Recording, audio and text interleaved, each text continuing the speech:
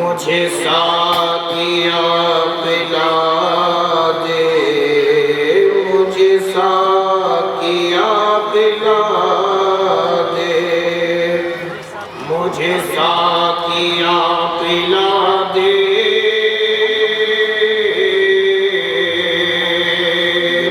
वो शराब अर्दवानी, मुझे साकिया पिला दे, वो शराब अर्दवानी, के रहे सुरूर दिल में, के रहे सुरूर दिल में, मेरे लाज़ते मानी, मुझे साकिया पिला दे, वो शराब अर्दवानी। कभी कहते नहनु अक़रब, मेरे इश्क को बढ़ाया, कभी कहते नहनु अक़रब, मेरे इश्क को बढ़ाया, कभी कहते नैनो अक़रब, कभी कहते नैनो अक़रब, मेरे इश्क को बढ़ाया, जो दिया क़याम वसलत, तो वो बोले लन तरानी, जो दिया क़याम वसलत, तो वो बोले लन तरानी, मुझे साकिया पिला दे, वो शराब अर्दवानी। एक मरतबा दुरूद पढ़ो, अल्लाहुम्मा सल्ली अला सय्यदना व शफीअना व मौलाना मुहम्मदिन आदिल जुली वल करम, कमा तुहिब्बु व तर्दा बि अन तुसल्ली अलैहि सल्लल्लाहु तआला अलैहि वसल्लम।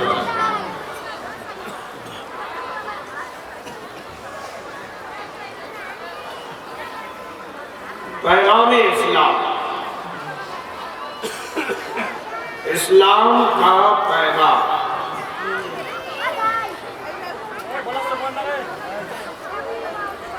उस वक्त समझना ना काफी है, जब तक कि आप इस्लाम ही को ना समझो। पैगाम को उस वक्त आप समझोगे जब आप ये जानोगे कि इस्लाम है क्या।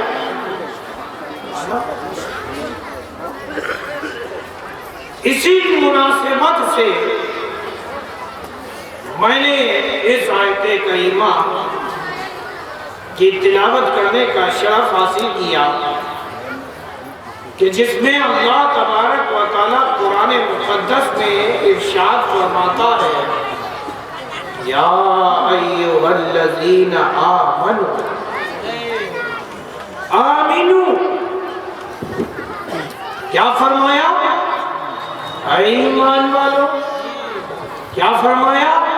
ऐ ईमान वालो, ईमान ले आओ। क्या फरमाया? ईमान वालो, ईमान ले आओ। बात कुछ पल्ले पड़ी, कुछ बात समझ में आई? क्या कहा जा रहा है? ईमान वालो, ईमान ले आओ। जो पहले ही से ईमान वाला है उसे ईमान लाने की क्या जरूरत है?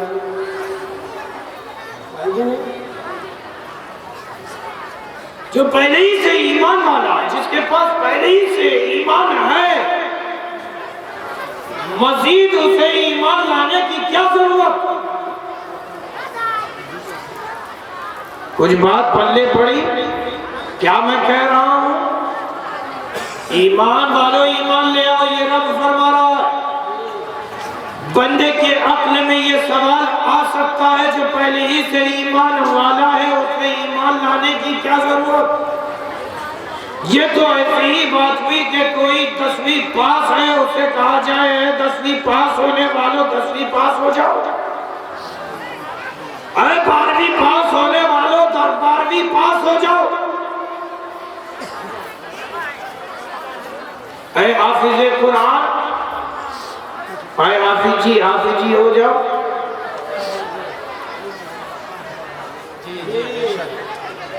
जिसने पहले ही से पुराने मुकद्दस हिफ्ज़ कर लिया है, उससे ये नहीं कहा जाता कि हाफिज हो जाओ। वो हाफिज़े कुरान बना तो जमाने ने उसे हाफिज कहकर पुकारा।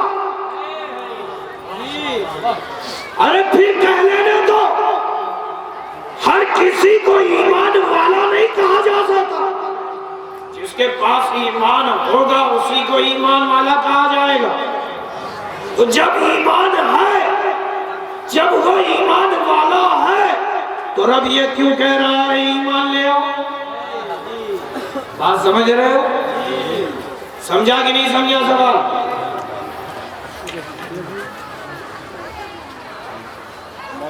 देखिए,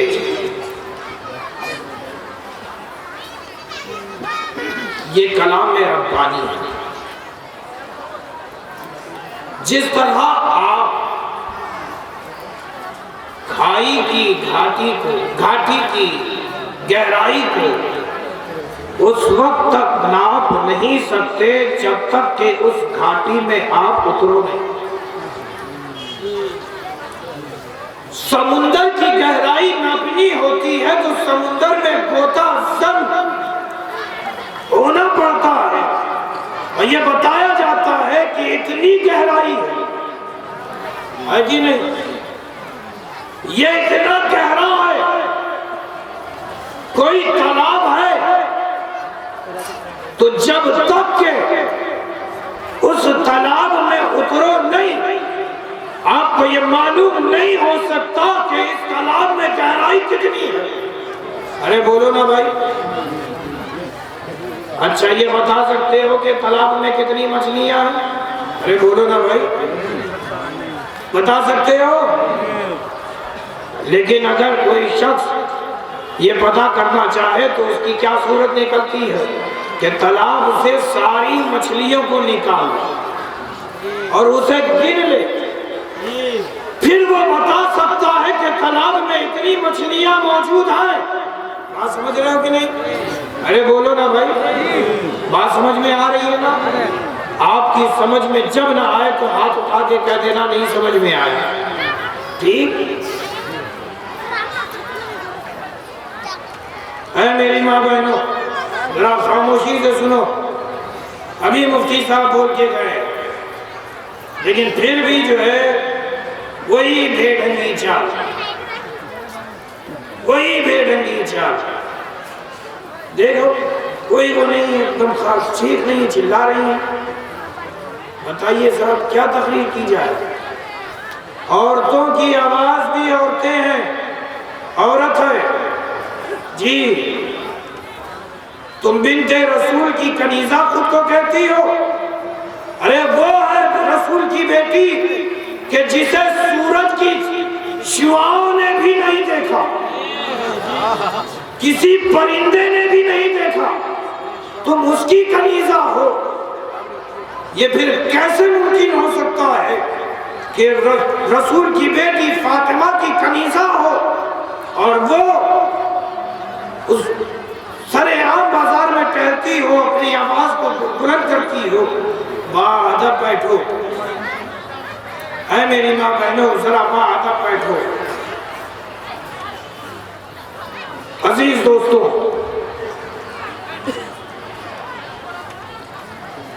एक मर्तबा दुरूद पाक पढ़ें। अल्लाहुम्मा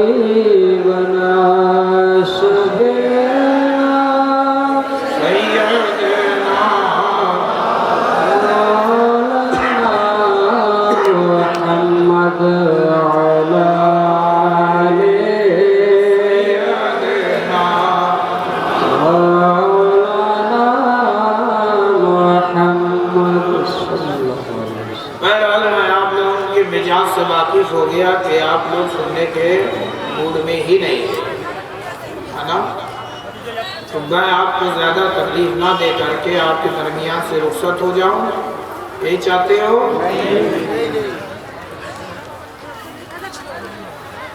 बहरहाल बहुत तवील नहीं करूंगा, मुख्तसर में अपनी बात को समेट के मैं यहाँ से रुखसत होना चाहता हूँ। लफ्ज़ आमीनू पे गौर करें।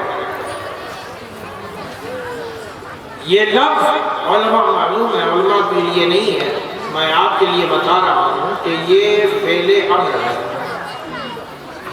और अम्र हुक्म को बताता है और हुक्म की हैसियत आमिर के जात के एतबार से होती है ना, यानी जैसा आमिर होता है वैसा हुक्म लागू होता। बात समझ रहे हो? अच्छा ये बताओ, आपके गांव में क्या छोटा बड़े को हुक्म देता है? अरे बोलो ना भाई। छेला अपने बाप को हुक्म देता है? मैं अपनी माँ को हुक्म देती है? अरे बोलो ना भाई। बल्कि बाप अपने बेटे को हुक्म देता है, माँ अपनी बेटी को हुक्म देती है, ऐसा ही होता है ना। अच्छा ये बताइए कि कानून साज, कानून बनाने वाले जो कुर्सी पर बैठे हैं, जिसके पास पावर है, वो अगर कह दें कि कल से कोई घर से बाहर नहीं निकलेगा, देश बंद, नोट बंद, अरे बोलो ना भाई कितने दे बंद,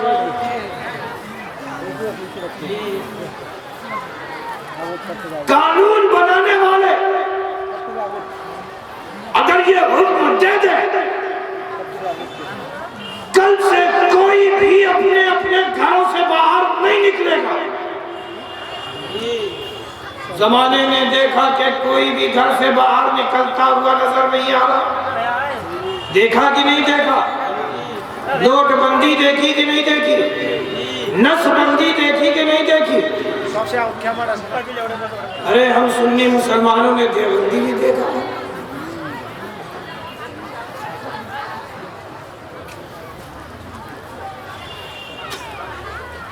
अजीज दोस्तों, तो हुक्म देने वाला जैसा होता है हुक्म वैसी ही हैसियत रखता है। हुक्म देने वाला जैसा वैसा उसका हुक्म वैसे ही उस पर अमल करवाया जाता है। जो जितना बड़ा होता है, जिसका वो बड़ा होता है, जिसके पास पावर होती है, वो अगर अपनी पावर में आकर किसी को हुक्म दे दे तो बताओ लोग अमल करते हैं कि नहीं करते हैं? अरे बोलो ना भाई, करते हैं ना। अब जरा गौर करो कि कुरान मुक़द्दस किसका कलाम है? अरे बोलो ना भाई, अल्लाह का कलाम। कलाम में है क्या? ईमान ले आओ, है ईमान वालो। तो अब जरूरी हो गया, ईमान लाना बहरहाल जरूरी हो गया। और हुक्म के 3 दर्जे होते हैं, या तो हुक्म वाजिब होता है, या फर्ज होता है, या मुबाह होता है। लेकिन अल्लाह तबारक व तआला अगर किसी काम के करने का हुक्म दे दे तो बहरहाल उस पर अमल करना फर्ज होता है, वाजिब होता है।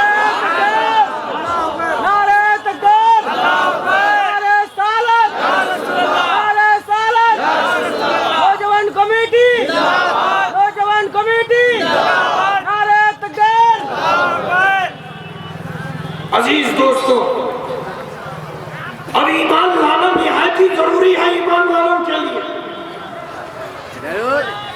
आखिर इसमें क्या हिकमत है, जरा इस हिकमत को समाप्त कीजिएगा इस हदीस की रोशनी में। एक ही हदीस बयान करूंगा, हजरत आ जाएगा जी। मिशकात शरीफ की हदीस पाक है, और मैं इसी हदीस से आज की इस गुफ्तगू को करना चाहता हूं और आपको समझा करके ही जाना चाहता हूं।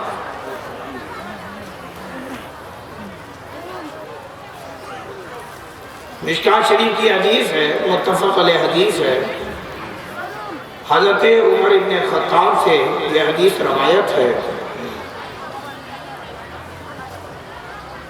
हज़रत उमर फरमाते हैं कि हम रसूलुल्लाह सल्लल्लाहु अलैहि वसल्लम के साथ एक दफ़ा उनकी महफिल में बैठे हुए थे।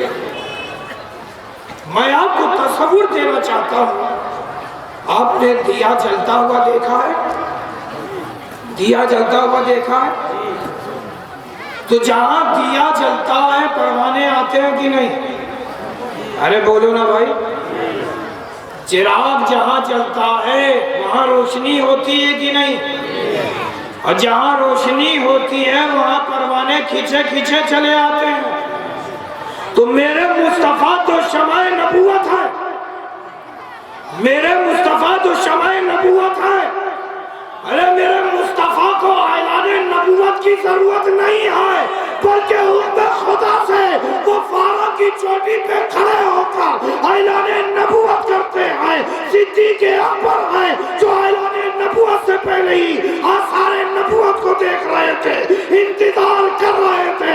तो फकत ऐलान का ऐलान करने की देरी थी, सिद्दीक़ ईमान ले आते हैं।